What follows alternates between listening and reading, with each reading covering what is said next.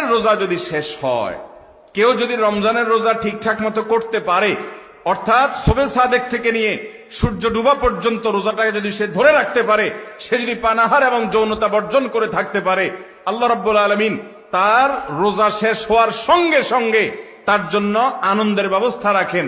সে আনন্দটা কি? নবী করিম সাল্লাল্লাহু আলাইহি সাল্লাম বলেছেন, লিসসাইমি ফারহাতান, রোজাদার ব্যক্তির জন্য দুইটা আনন্দ আছে।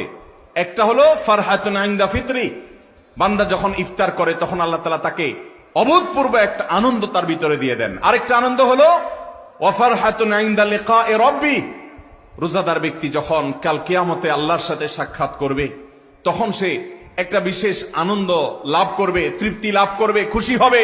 আল্লাহ নিজে তাকে পুরস্কার দিবেন। কি পুরস্কার দিবেন আল্লাহ উজ্জ্বল রেখেছেন, বলেছেন ওয়ানা আজজি বিহি, রোজাদার সে রোজা করে আমার জন্য। অন্য সবকিছুতে বাটপারি করলে এখানে করে না, সে গোপনীয় পানাহার করে না।